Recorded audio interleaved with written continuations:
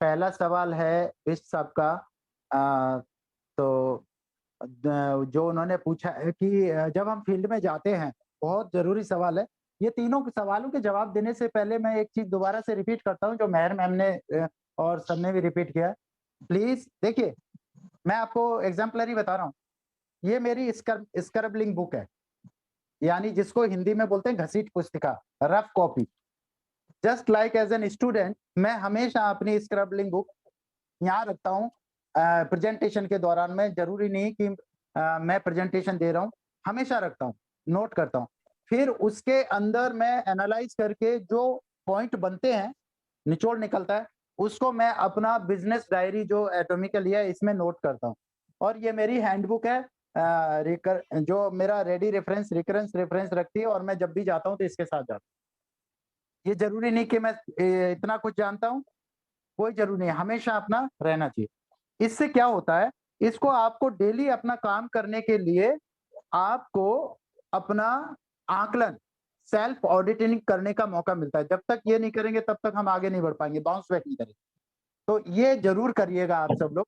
अब आते हैं क्वेश्चन्स के ऊपर जो मैम ने पूछा सॉरी बिष्ट साहब ने, कि लोग पूछते हैं कि ऐसा होगा तो ऐसा होगा, इसके लिए क्या बहुत तरह के क्वेश्चन होते हैं, सभी तरह के क्वेश्चन करने के लिए एक जवाब करते हैं। कि सर इसका एक फ़ॉर्मूला है, आप अच्छे से जानते हैं लेकिन आपने सवाल पूछा तो मैं रिगार्ड करता हूँ उसका, कि जब आपसे कोई पूछे, तो आपका भी पहला स्टेप क्या होना चाहिए? आप भी उससे पूछो। पावर ऑफ आस्किंग, इसको समझना बहुत ज़रूरी है। यानी नीड क्या है व्यक्ति की? लोग 2 चीज़ों पर आपसे पूछेंगे, जब भी आप जाते हैं फील्ड में, वो पूछते हैं गारंटी और वारंटी। और जो एक्चुअली काम होता है बाय नेचर, किसी भी तरीके का काम, सॉल्यूशन जिसको बोलते हैं, वो पॉसिबिलिटीज़ पे होता है और एक्सेसिबिलिटी पे होता है। संभावनाओं पे और कितना उस चीज़ को एडॉप्ट कर रहे हैं। इसके लिए वो तैयार हैं कि नहीं? तो ये आपने पूछना है। तो जैसे ही आपसे कोई पूछे कि आपके पास क्या प्रोडक्ट है, इससे क्या होगा, उससे क्या होगा, तब हमारा एक सवाल ज़रूर होना चाहिए कि सर इन चीज़ों पर जाने से पहले आप मुझे बताइए, ये जो आपको तकलीफ़ या डिफ़ॉर्मिटी हुई है, इसको कितना समय लगा और इसके लिए आपने गलत आदतों के रूप में क्या बाय नेचर आपको कितना समय लगा इस डिफ़ॉर्मिटी को डेवलप करने में अपनी बॉडी में? तो वो व्यक्ति कभी भी आपसे फिर दोबारा क्वेश्चन नहीं करेगा। वो क्या, वो उस माइंडसेट लेवल पे आ जाता है, हाँ यार, ये बात तो सही है कि जो कुछ समस्याएँ हुई हैं, उनमें काफ़ी समय लगा है। फिर उससे पूछिए, अब बताइए आपको किस चीज़ के लिए क्या चाहिए?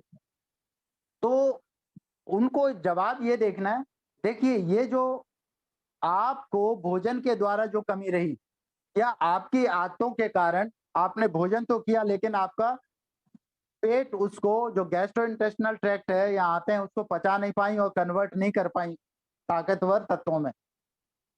तो उसी कमी को पूरा करने के लिए ये सप्लीमेंट्स हैं, इनका नाम है खाद्य संपूरक। तो इनको आपको एक लगातार लेना पड़ेगा, समय के हिसाब से लगातार। तो आप मुझे बताइए कि आपको क्या-क्या कमी है, तो मैं उस हिसाब से फिर आपको बताऊँ कि आपको क्या-क्या प्रोडक्ट लेने चाहिए जिससे आपको लाभ मिले। ये इसका इस तरह से, क्योंकि जब तक हम अफ़र्मेशन, पावर ऑफ अफ़र्मेशन, सब बहुत कुछ पॉइंट्स होते हैं उनको हम लोग नोट नहीं करते। स्वीकारोक्ति की शक्ति, जब तक हम किसी चीज़ को स्वीकार नहीं करते ना, तब तक हम उसके लिए उतना काम नहीं करते। यानी कि एक मज़दूर है, उसको ₹100 दिए जाएँ, उसको पता है मेरी दिहाड़ी ₹100 है, तो वो ₹100 का ही काम करके देगा, हो सकता है उससे भी कम का काम करके दे। क्योंकि इसका माइंडसेट नहीं है, स्वीकार नहीं किया उसने कि मेरा फर्ज़ क्या है, मेरी ड्यूटी क्या है। एक सोल्जर को जब ऑथ सेरेमनी होती है, तो उसको कसम परेड बोलते हैं, उसको ऑथ सेरेमनी कराई जाती है। यानी उससे स्वीकारोक्ति ली जाती है कि आप किस लिए आए हो सेना के अंदर। आप यहाँ पर पैसे के लिए नहीं आए हो। इसलिए एक सोल्जर अपना 100% से भी ज़्यादा आउटपुट देता है डेली, क्योंकि उसे अपने कर्तव्य की जागरूकता है। इसलिए अगर एक मज़दूर भी जब उसको ₹100 मिलते हैं और वो ₹100 की जगह ₹200 का काम करके दे अपने मालिक को, तो वो उसके बाद ज्यादा दिन मजदूर नहीं रहेगा, वो मालिक बन जाएगा, क्योंकि उसका एंथुजियाज्म और जो माइंडसेट है वो अलग लेवल का हो गया, क्योंकि वो पैसे के बदले काम को नहीं दे रहा है, वो काम अपने कर्म की कीमत समझ चुका है, बाउंस बैक करने की ताकत आ चुकी है। तो ये एक चीज है कि अफर्मेशन, स्वीकारोक्ति हमें जरूर लेना चाहिए, ना कि जाते ही अपने प्रोडक्ट का डिटेलमेंट दिया और सीधा सा प्रोडक्ट इंट्रोड्यूस कर दिया। पहले प्रोडक्ट उसको क्यों चाहिए, क्या आप लेने के लिए तैयार हैं, क्या आप इसको विश्वास के साथ कंज्यूम करेंगे, क्या आप हायर एक्सपेक्टेशन के साथ, है ना। आप ये तो नहीं है कि मुझे कल ही इस तरह का फर्क पड़ जाए, इस तरह के माइंडसेट से हैं, तो फिर आप इसको पहले चेंज कर लीजिए और इसके बारे में विचार करिए, फिर आगे बढ़ो आप उसके साथ में प्रोडक्ट को लेकर या बिजनेस को लेकर। तो ये दूसरे सवाल का मेरा जवाब था। अब तीसरा सवाल था डॉक्टर मुकुल सरकार साहब का, कि उसको एक बार रिपीट करेंगे मैम, किसका सवाल था तीसरा जो क्वेश्चन था? सर पहले फंक्शन में प्रोडक्ट नहीं बताया आपने। जी जी, पहले क्वेश्चन में प्रोडक्ट नहीं बताया, which product to be used. हाँ ये okay, which product to be use.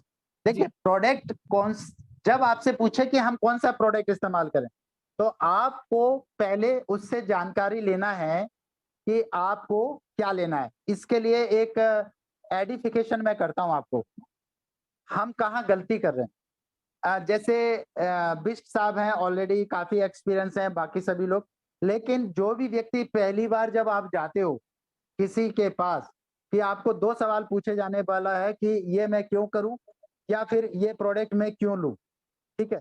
उससे पहले हम जो एक काम नहीं कर रहे हैं वो है बड़ी सिस्टम।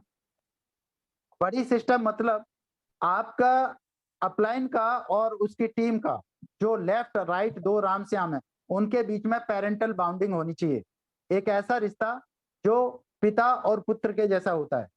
यानी आज की तारीख में तो माहौल ही ऐसा है कि पुत्र भी पिता से बहुत कुछ छुपा लेता है, लेकिन ऐसा नहीं होना चाहिए।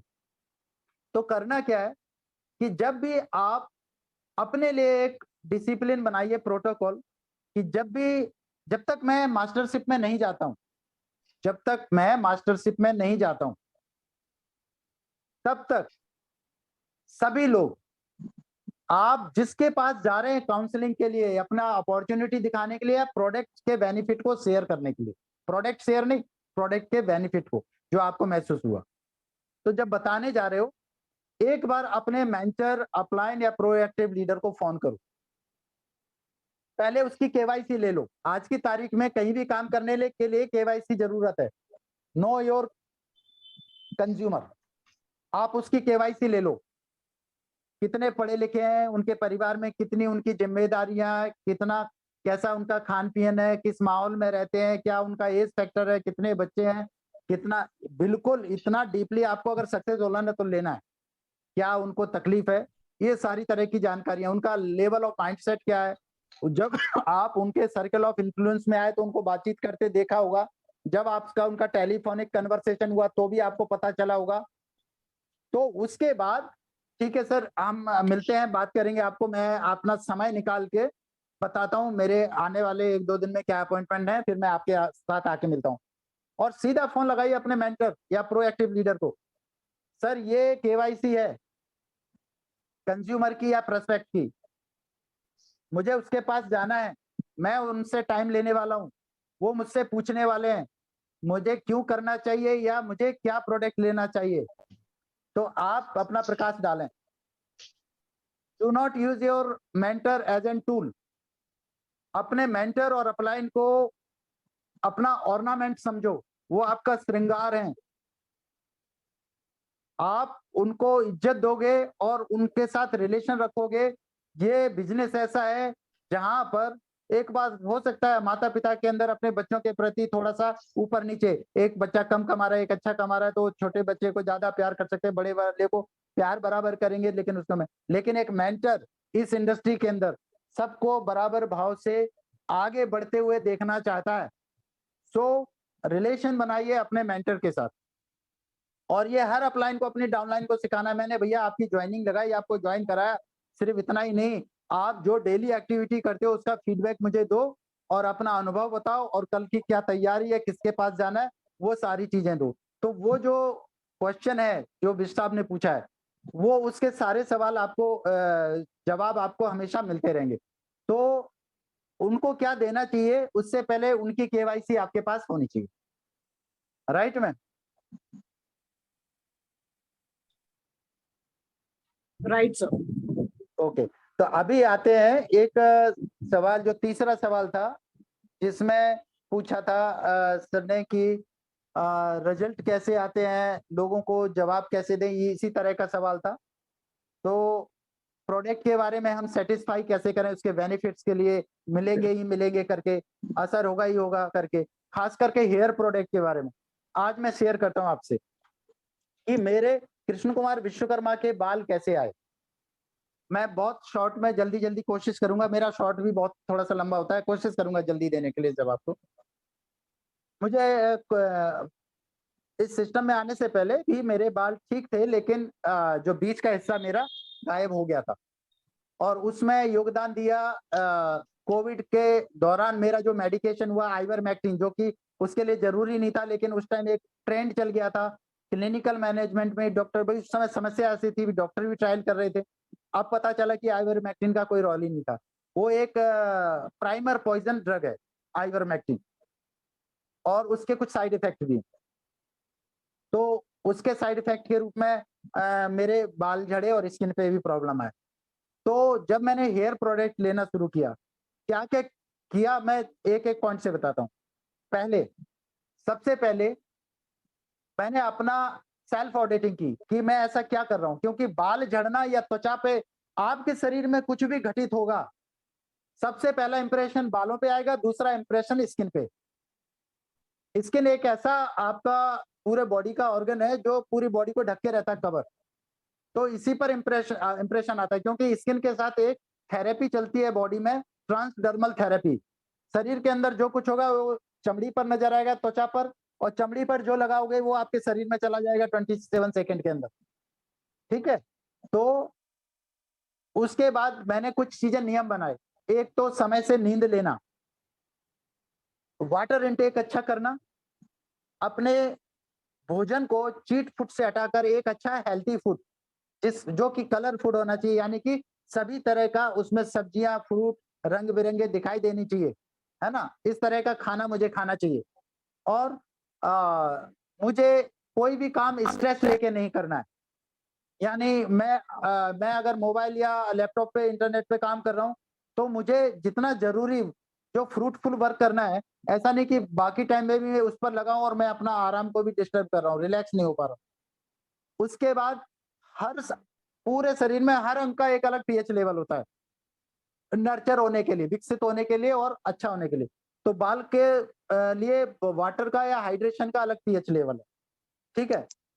तो ये पीएच लेवल डिस्टर्ब कैसे होता है? आपको जितने भी म्युनिसिपैलिटी कॉर्पोरेशन में रहते हैं या जहाँ भी वाटर सप्लाई का पानी पी रहे हैं, उसमें क्लोरीन आती है, वो बालों को खत्म करती है। या किसी को थायराइड है, या कोई फ्लोराइड बेल्ट में रह रहा है, जैसे भरतपुर से आगे राजस्थान पूरा फ्लोराइड बेल्ट है, यहाँ थोड़ी भी बारिश होगी तो बाढ़ आ जाएगी, क्योंकि फ्लोराइड जेली के रूप में नीचे सरफेस बना लेता है। तो और बहुत सारी आर्सेनिक एलिमेंट्स हमारे बॉडी में जाते रहते हैं। तो कई कारण होते हैं बाल झड़ने के लिए, कई कारण। तो मैंने कैसे किया उसको, पहले अपने खाने पीने और अपने सोने के तरीके में बदलाव लाया। उसके बाद सिर को बॉल किया, यानी बाल पूरे हटवाए। फिर हेयर टॉनिक शैम्पू को इस्तेमाल करना शुरू किया, स्कैल्प केयर शैम्पू और हेयर हेयर टॉनिक, जिससे कोई फंगल इन्फेक्शन है पोर्स के अंदर वो खत्म हो जाए। बारबीज है या कुछ डर्माइटिस है, फंगल इन्फेक्शन है ना, कोई कैंडिडा फंगस है, कुछ भी है, वो हट जाए। ठीक है? और उसके बाद दिन में 3 से 4 बार हेयर टॉनिक का इस्तेमाल करना, स्प्रे करना, ठीक है? और एक बार सोते समय एसेंशियल ऑयल का इस्तेमाल करना। 3 ही प्रोडक्ट मैंने यूज़ किए, ठीक है? और उसके बाद सप्लीमेंट, क्योंकि उस टाइम एटॉमिक के सप्लीमेंट नहीं आए थे, तो मैं कहीं से अपना जो best of the best omega diet, क्योंकि आपके शरीर में बाल, नाखून, आँखें, जितने भी चीज है ना, दांत, मसूड़े, हर चीज के लिए ओमेगा, इसलिए उसको ओमेगा बोलते हैं, हर चीज के लिए फैटी एसिड्स की एक और एमिनो एसिड्स का बैलेंस होना जरूरी है। तो ये लेना आपको जरूरी है। उसके बाद धैर्य। अब आप स्ट्रेस में, तनाव में पहले से हो कि इतने पैसे का प्रोडक्ट आया, पहले ही आपके तनाव से बाल झड़ गए, आप दूसरा तनाव ये ले रहे हो कि इतने पैसे का प्रोडक्ट आया। मैं आपको एक बताता हूं कि मेरे जो बाल इस रूप में जो आए हैं, इसके लिए मैंने 22,000 रुपीज का हेयर बॉडी प्रोडक्ट यूज किया है। वहां पे भी किसी ने एक सवाल पूछा था कि sir hair and body set में बॉडी क्लींजर क्यों जरूरी है, वो क्यों डाला गया है? देखिए, जब आप नहाते हो ना, जब शैम्पू कर रहे हो, एक अच्छा प्रोडक्ट लगा रहे हो, तो शैम्पू बालों के पीएच लेवल के हिसाब से बना है। अचानक नहाते नहाते जाने अनजाने कई बार आपके हाथ, जब आप हाथ में साबुन लगा रहे हो, वो आपके हेड को टच हो जाते हैं, तो वो उसका पूरा एनवायरनमेंट खराब कर देता है। तो बॉडी क्लींजर से यदि आप नहा रहे हो और सिर में शैम्पू लगा के रखा है आपने, और अचानक से आपके हाथ लग गए, तो आपका वो जो ट्रीटमेंट है वो डिस्टर्ब नहीं होगा। इसलिए वो बॉडी क्लींजर, हर चीज के पीछे कुछ ना कुछ रीजन है। और ये जब आप जान पाएंगे जब आप अपने प्रोडक्ट को अच्छे से इस्तेमाल करो। तो 22,000 के प्रोडक्ट दिए, उस टाइम सभी लोग, कोई प्रमोट कर रहा था मेरे 15 दिन में बाल आ गए, कोई 2 महीने में बाल आ गए। एक मेरे अजीज मित्र हैं, उनका नाम भी अजीज काजी भाई है, गुजरात से। एज मुझसे भी ज्यादा, 67 ईयर्स की एज है, और 67 ईयर्स की एज में उनके बाल आ गए, वास्तव में आ गए 1 महीने के अंदर। तो मैं तो, अरे यार, मैं ये सब बेकार है, मुझे क्यों नहीं आ रहे? तो 1 महीना नहीं, 2 महीना नहीं, पूरे 1 साल 2 महीने लगे, और उसमें 6 बार मैंने अपने बालों को बॉल कराया। और सबसे बड़ा कारण, कितनी बारीकी से काम किया कि मैं बाल धोता कैसे था, ये भी जरूरी है। मैं जो पानी लेता था अपना आरओ के द्वारा या आयोनाइजर के द्वारा, उसको मैं, मिट्टी का घड़ा लिया था एक मैंने, मिट्टी के घड़े में रख देता था, क्योंकि आरओ वाटर डेड वाटर होता है, एसिडिक वाटर होता है, उसका पीएच लेवल बहुत खतरनाक होता है, पूरा एसिडिक होता है। तो मैंने एक घड़ा पानी अपने सिर के बालों को सिर को धोने के लिए रखता था अलग से। तो घड़े में रखने का कारण, आप आरओ वाटर या किसी भी तरीके के पानी को, जो म्युनिसिपैलिटी के द्वारा, उसको जब घड़े में रखते हो, क्योंकि वो मिट्टी से बना हुआ है, तो ऑटोमेटिकली आपको आधा से पौना घंटे में उस पानी के पीएच लेवल को 7 से 9 के बीच में लेके आ जाता है। ये खासियत है। तो मुझे सिर धोने के लिए अल्कालिन वाटर मिले, क्योंकि उसका भी प्रभाव पड़ता है, पानी का भी प्रभाव पड़ता है। आप बोरिंग के पानी से धो रहे हो या आपके पानी में क्लोरीन ज्यादा आ रही है, बहुत बारीक है, क्योंकि मुझे रिजल्ट चाहिए था अपने बिलीफ के लिए और अपनी टीम के बिलीफ के लिए। तो 1 साल 2 महीने के बाद मेरे बाल आए। तो आपको अपने प्रोडक्ट के साथ धैर्य चाहिए। अगर आपको ये धैर्य है, तो यही धैर्य आप अपने कंज्यूमर के अंदर पैदा कर सकते हो, क्योंकि आपका अनुभव जो है आपके पैशन को बढ़ाएगा। तो इसलिए मैं बोलता हूँ कि आपके जो अप्लायंस हैं, लाइन ऑफ स्पॉन्सर हैं, जो प्रोडक्ट के बेनिफिट्स के ऊपर जो अच्छा काम कर रहे हैं, एक बार काउंसलिंग करने या प्रोडक्ट को शेयर करने जा रहे हो या अपॉर्चुनिटी शेयर करने जा रहे हो, एक बार उनसे बात करो, तो आपका जो लेवल मेंटेन हो जाएगा। पता चला डॉक्टर साहब के सामने एक व्यक्ति गए और उन्होंने पेस्ट को बोल दिया ये 40 बीमारियों पे काम करता है, और उन्होंने मतलब ये हकीकत बता रहा हूँ, डॉक्टर साहब ने बोला पहले तुम मेरी क्लिनिक से बाहर निकलो, मित्र हो अलग बात है, घर पर मिलेंगे, पहले क्लिनिक से बाहर निकलो। तो मैं ऐसी बात करने की हिम्मत कैसी? एग्जैक्टली क्योंकि आप, उन्होंने माइंडसेट नहीं समझा ना, लेवल। क्यों? डॉक्टर का लेवल एक अलग लेवल है, मैं टीचर हूँ, या मैं फौजी आदमी हूँ, या मैं एक दुकानदार हूँ, या आप डॉक्टर हो और एक, आप चले जाओ सीधे से एक प्रोडक्ट के ऊपर किसी से बात कर रहे हो, तो आप अपनी डॉक्टर की भाषा में बात करोगे, उसके दिमाग से ऊपर हवाइयां उड़ जाएंगी जहाज की तरह। हमें एक दूसरे के लेवल पे आना पड़ता है। तो डॉक्टर कभी एक नॉर्मल कंज्यूमर के लेवल पे नहीं आ सकता, लेकिन डॉक्टर अपना पोलाइटनेस से और अपने अनुभव को, बेनिफिट को शेयर करके उसको अपने लेवल पे ला सकता है। जैसे मैं अगर टीचर हूं, तो मैं फौजी के लेवल पे या फौजी को अपने लेवल पे नहीं ला सकता, लेकिन मैं प्रोडक्ट के बेनिफिट शेयर करके एक जो मार्केटिंग लेवल है उसको मेंटेन कर सकते हैं। विचारों का आदान प्रदान करने के लिए जो माहौल चाहिए वो बना सकते हैं, इसको बोलते हैं लेवल मेंटेन। तो ये इसका रिप्लाई था। जी मैम, और कोई क्वेश्चन हो तो, थैंक यू सर, थैंक या यू सो किसी को मच। क्वेश्चन दे रहा हो तो पूछ सकते जी। सर चैट में एक क्वेश्चन आया था, वो डॉक्टर सरकार के पास मैंने डायरेक्ट मैसेज के तौर पे भेजा हुआ है सर, आप उसका प्लीज एक आंसर दीजिए, चैट में एक आया हुआ है क्वेश्चन। देखिए ये इन्होंने फिस्टुला के बारे में बताया है कि फिस्टुला है।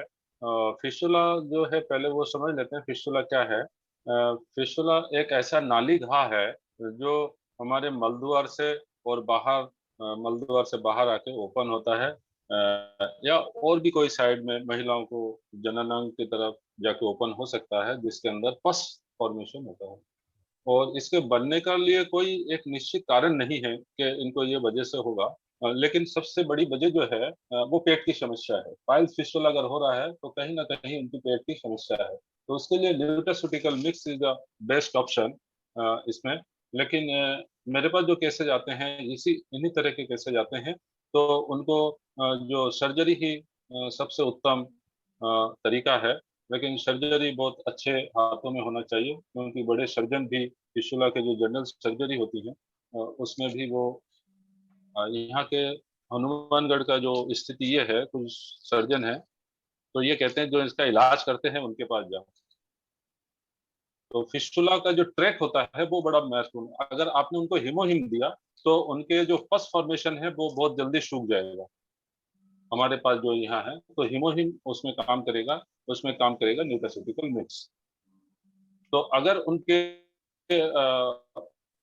डॉक्टर की सलाह यहाँ लेनी ही पड़ेगी। यहाँ केवल फूड सप्लीमेंट से काम नहीं चलेगा, तो अगर आपको क्योर करना है तो you have to go the specialist doctor. Otherwise supplement केवल हमारे पास हिमोहिम है, वो एंटीबायोटिक का काम करेगा, पस सुखा देगा। पेट साफ करने के लिए न्यूट्रास्यूटिकल मिक्स, दो प्रोडक्ट आप उनको दे सकते हैं। लेकिन फिस्टुला एक ऐसी बीमारी है, ठीक होने के बाद फिर कुछ सालों में, कुछ दिनों में वापिस अराइज होता है। उसका ट्रैक ओपन होना बहुत जरूरी है, नहीं तो ये संभव नहीं है कि वो स्थायी रूप से ठीक हो। Thank you sir. सर जी। एक हैंड रेज है, एज अ लास्ट क्वेश्चन लेंगे क्योंकि टाइम ऑलरेडी हम एक्सीड कर चुके हैं। भीम नेवार जी का है। सर आप अपना सवाल पूछिए और हम कोशिश करेंगे इसको शॉर्टेस्ट पॉसिबल वे में आंसर देकर आज के सेशन को रैप अप करें। जी भीम नेवार जी। जी नमस्ते मैम। नमस्ते मैम। नमस्कार सर। जी हमारा के सर से थोड़ा सवाल करना है। जी हेलो। हाँ जी जी सर। जी बोलिए। जी जी सर, भीम जी, नमस्कार सर। नमस्कार, तगड़ा रहो, बताइए। जी मेरा दोस्त है एक, मतलब वो भी जॉब में है अभी, आर्मी में। हाँ जी। तो उनको 2015 में ब्रेन स्ट्रोक हुआ है। हम्म, फिर भी हाथ पैर इतना मतलब अच्छा से काम नहीं करता, काम कर सकता है लेकिन थोड़ा बहुत तकलीफ है बोल रहा है। 2015 से उनको स्ट्रोक हुआ है। उनके लिए क्या हमारे पास ऐसा कुछ पड़ा है तो वो बता दीजिएगा। और दूसरा, उनका मिसेज ही मतलब रात को सोते समय पैरों में गुदगुदी होता है हम्म, और झंझनाहट भी होता है, ऐसा बोलते हैं। हम्म, जी जी सर, थैंक यू। ओके। जो पहले, क्योंकि पहले उनकी धर्मपत्नी के लिए बता देता हूँ। उनको एक महीना न्यूट्रास्यूटिकल मिक्स, पोमीग्रेनेट और ओमेगा दे दो, इतना ही काफी है। उससे वो रिलीफ हो जाएगा, वो ठीक हो जाएंगे, वो कोई बड़ी समस्या नहीं है। ये डिफॉर्मिटी आती है माइक्रो न्यूट्रिशन डेफिशिएंसी की वजह से, और जो हार्मोन डिक्रेशन की वजह से भी होता है। दोनों कारण होते हैं इसमें, ठीक है। तो ये 3 मैंने प्रोडक्ट बता दिए। अब जो आपने दूसरे व्यक्ति के, उनके पति के लिए पूछा है, जो ब्रेन स्ट्रोक, देखिए नर्वस सिस्टम के लिए ब्रेन स्ट्रोक है, ब्रेन ट्यूमर है, या कोई भी ऐसी क्रिटिकल इलनेस है, खास करके न्यूरो का जो प्रॉब्लम, इसका सॉल्यूशन किसी के पास नहीं, ठीक है। किसी के पास इसका सॉल्यूशन नहीं है। ब्रेन स्ट्रोक आता किस लिए, इसके कई कारण है। इसका मुख्य कारण होता है कॉर्डियल आर्टरीज जो होती हैं ब्रेन के अंदर।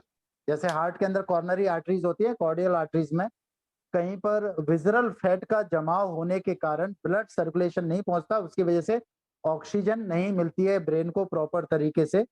तो एक नेक्रोसिस फैक्टर उत्पन्न होता है, ट्यूमर का बनना, टीएनएफ अल्फा, टीएनएफ अल्फा बोलते हैं, ठीक है। तो वो रियकर होने की वजह से जगह जगह क्लोटिंग या ट्यूमर बनते हैं, जिसकी वजह से ब्रेन स्ट्रोक हो सकता है, और ऑक्सीजन कम होने की वजह से सडन ब्रेन स्ट्रोक होता है। कई कारण होते हैं, इसका एक ही है कि उपचार नहीं है, लाभ मिल सकता है कि वो न्यूट्रासिटिकल मिक्स और ओमेगा और पोमीग्रेनेट, जो 3 प्रोडक्ट मैंने उनकी पत्नी के लिए बताए, वही प्रोडक्ट मैंने उनके लिए भी बताए। क्योंकि ये 3 प्रोडक्ट का कॉम्बिनेशन क्या होता है, ये लैक्टिक मेम्ब्रेन के अंदर जब प्रोबायोटिक से प्रॉपर तरीके से लैक्टिक एसिड बनता है, तो एलर्जिक एसिड जो कि पोमीग्रेनेट के अंदर पाया जाता है, उससे सेरोटोनिन प्रोड्यूस होता है, हैप्पी हार्मोन, जो कि आपके ब्रेन को हेल्दी रखता है और स्ट्रेस फ्री रखता है। Pomegranate antibiotic, antibacterial, anti inflammatory, antioxidant properties के साथ साथ एंटी प्रोलिफरेटिव यानी कैंसर को नाश करने वाला जो एक्टिविटी, उसके साथ साथ 7वां सुपर 7 एंटी डिप्रेसेंट प्रोडक्ट भी है, तनाव को भी दूर करता है, किसी भी तरह के बॉडी में तनाव को दूर करता है। क्योंकि सेरोटोनिन जिम्मेदार होता है आपके ऑर्गन्स को ठीक से काम करने के लिए, सामंजस्य बिठा के, जो सोसाइटी है, पूरा ऑर्गन का समूह है जो बॉडी बोलते हो, ये हर अंग अपने सही समय पे सही काम करे, उसको बोलते हैं ब्रेन डेराइव न्यूरोथेरेपिक फैक्टर। उसके लिए तो आप न्यूट्रासिटिकल मिक्स, पोमीग्रेनेट और ओमेगा, ये 3 प्रोडक्ट उनकी पत्नी को भी दीजिए, और वही प्रोडक्ट आपको उनके हस्बैंड को भी देना है, और स्पाइरुलिना प्रोडक्ट आप साथ में दे दो, जिससे उनको थोड़ा एनर्जी महसूस हो। Thank you so much. Thank you so much sir. आज का सेशन मैं उम्मीद करती हूँ कि एक बेहतरीन सेशन आप सबके लिए रहा होगा, बिकॉज कई क्वेश्चंस हैं जिसके आंसर मिलते मिलते हमें अपने उन सवालों के जवाब भी मिल गए जो हम पूछ नहीं पाए या पूछने का हमने विचार नहीं बनाया। सो डॉक्टर सरकार आपका बहुत बहुत शुक्रिया, विश्वकर्मा सर आपका बहुत बहुत शुक्रिया। मैं गुजारिश करूंगी त्रिपाठी जी से, सेल्स मास्टर अंबिका प्रसाद त्रिपाठी जी से, हमारे अपलाइन हैं, मेंटोर हैं, और बहुत कुछ सीखा है इनसे मैंने। सर प्लीज आप आए और आज के सेशन को प्लीज रैप अप करें। थैंक यू मैडम, बहुत बहुत धन्यवाद। और आपका विशेष रूप से कि एक होस्ट की सबसे ज्यादा जिम्मेदारी होती है, क्योंकि कहा जाता है कि किसी प्रोग्राम को जो मैनेज करता है वो हर एक बिंदु पे हर क्षण टकटकी निगाह लगा करके और बहुत सीरियस रहता है। तो आपने ये शानदार होस्टिंग का जिम्मेदारी आज निभाया है और बहुत बखूबी निभाया है, इसके लिए तहे दिल से आपको धन्यवाद करते हैं। और हमारे बीच में के विश्वकर्मा जी और डॉक्टर सरकार, मैं इतना कह सकता हूं कि इन दोनों शख्स की ट्रेनिंग में वो ताकत जरूर है कि अगर सब लोगों ने जैसे तन से यहाँ बैठे हैं, अगर उसके साथ साथ अपने मन के साथ भी यहाँ बैठ जाएं, तो हो सकता है आने वाले समय में आपको डॉक्टर्स की डिग्री कोई ना दे, लेकिन मैं ये कह सकता हूं कि आपका नॉलेज किसी डॉक्टर से कम नहीं होगा।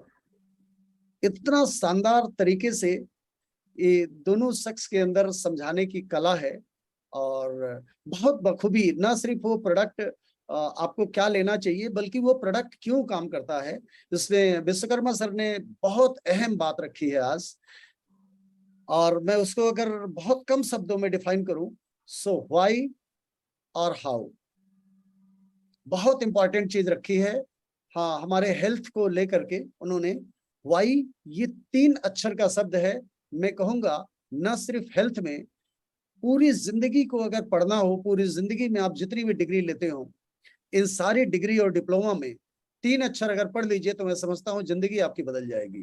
किसी डिग्री की जरूरत नहीं होगी, वो है WHY।